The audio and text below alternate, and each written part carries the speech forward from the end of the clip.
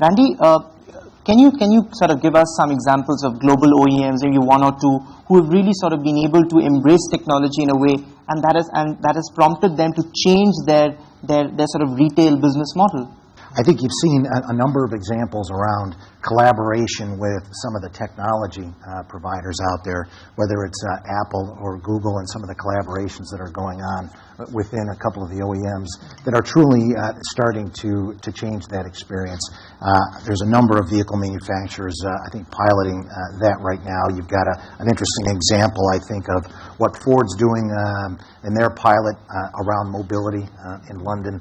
Certainly Cadillac is doing an interesting pilot in New York City around that mobility experience, trying to figure out, again, how to focus on a new aspect of the consumer experience to be able to start that process and start to really take advantage of it, and then hopefully monetize it. Consumers still would want to drive the car, touch it, feel it, smell it. What are some of the changes that you've brought in the recent past in line with all that we've been talking about? We have, as BMW, also a lot of customers who are international active, knows how it is in America and Japan and China and so on. They want the best also in the retail business, in the processes. But we have also still a lot of customers who really want to see the car coming with the family into the showroom, want to have a good sales discussion about this, and there we have to find the right middle way, because these customers, as we also have heard, are really 10 times better now prepared than before. We introduced, for example, a product genius in our dealerships, who are discussing with them what they have a good knowledge from the internet, and the product genius is discussing with them now how his car should be equipped. If the salesman directly would do it, he will focus on to do the deal, and maybe he has some cars on stock and wants to sell them, but the customer doesn't want the stock car, he wants the best car for himself. So therefore the product genius is helping them. What is the trend you're seeing online? Are there enough purchases being made for premium cars, let's say, where consumers genuinely have to pay a lot of money? From last year to this year, we've almost seen 100% growth on research of premium vehicles on our portal already. And the time that they're spending is also increasing, frankly. With the kind of, and Philip is right, a lot of preparation is already done before they hit the dealership. We launched our Car Dekho app, and I could see, each real genuine buyer actually, uses the app almost 13 times before he actually, buys a car, which clearly indicates the amount of time he's spending with our tools and platforms before he makes such an expensive purchase. Researching the model, comparing the exactly. models. And this is common across, be it premium or be it a normal hatchback. Okay. Rakesh, in the recent past, we've seen the relationship between OEM and the dealer undergo some significant transformation, because for the longest time, dealers used to complain that there is little support from the OEMs, but now we're seeing OEMs being extremely aggressive and being very active in sort of right from the planning stage of dealerships to actually investing and putting in their own money.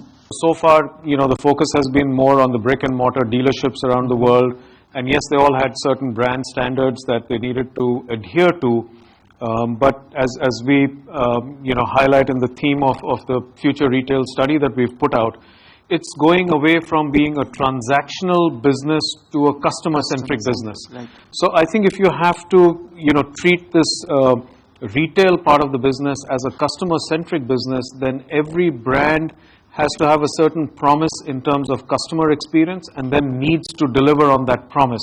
And OEMs taking more involvement and more ownership in making sure that their brand promise is clearly understood by their retail partners, and that the customer experience is being delivered. We're talking about customer experience, but who knows, maybe many of the customers today don't want to go in and buy their own car because of various reasons.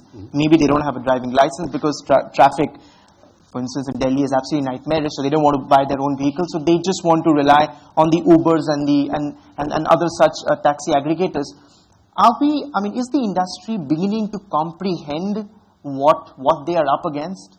We believe that also long-term individual mobility will be always a high target for everybody, but maybe not owning therefore a car. There are different models how you can face it. For example, we have in Europe a car sharing system with Drive Now, and I think these trends will come especially in markets like America, where you have too many cars in the ownership but not driving them. So if you may have a very efficient car sharing in America, despite these matured markets like Japan or America, you have incredible emerging markets like China or India, also actually suffering emerging markets like Brazil or Russia, where a lot of them still want to own a car to, like we discussed before, smell the car, feel the car. So in this world you have to find the right mix, to be fast, to adapt your strategy. Rakesh, just come in on this one. We keep talking about the customer experience, but what if you're not able to, because what if you lose your traditional customers? I mean, will that have any impact on the traditional retail model? While there have been taxi fleets, etc., I think they now need to deal with this new type of fleet requirement that's out there. So there's additional demand being generated from this fleet segment, which is the Uber or the Olas or these mobility service providers.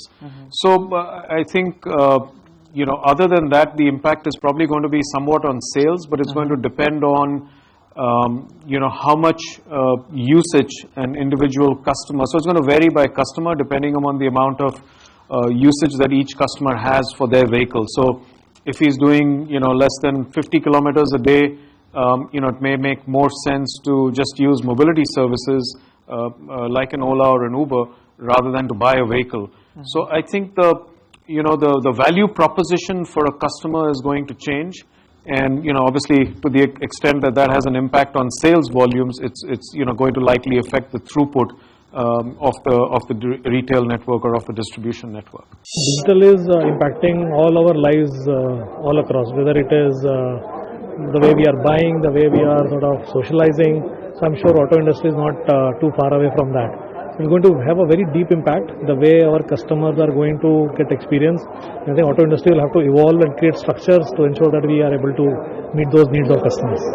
Digital has changed, made things so different, so convenient for the consumer to buy.